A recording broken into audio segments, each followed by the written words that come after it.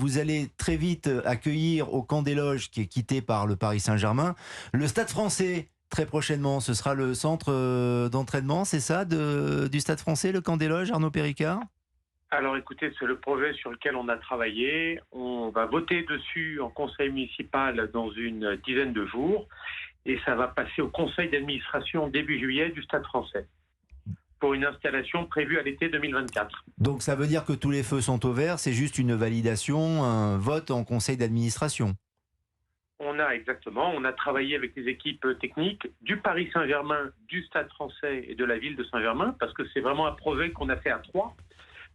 Au début, on avait besoin évidemment de l'expertise technique du Paris Saint-Germain qui exploite les lieux depuis tant d'années. Et donc, on a défini les besoins, les cahiers des charges, les extensions, les modifications, la nature des terrains. Donc, on est à peu près en ordre de marche. Jérôme Papin, pour le club que vous adulez, c'est une formidable nouvelle. Le Camp des Loges, c'est formidable.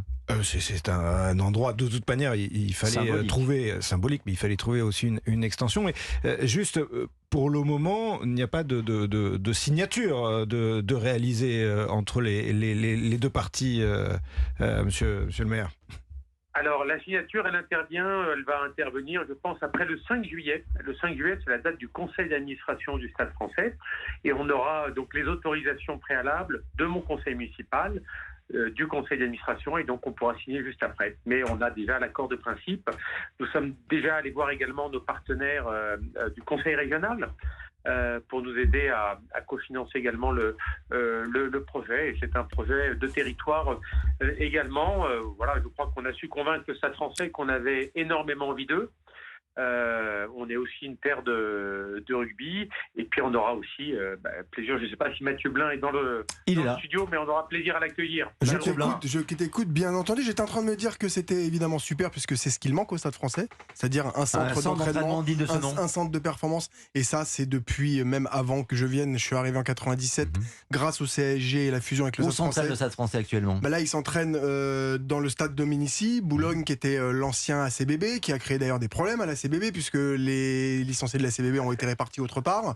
Évidemment qu'il y a un gros QG pour l'équipe première, mais équipé pour les féminines, pour du foot, pour d'autres sports à Jambouin. Bref, il fallait absolument ça, et c'est ce qu'il manquait parce que même des clubs de beaucoup plus petit calibre dans l'image, pas forcément sportivement, l'ont.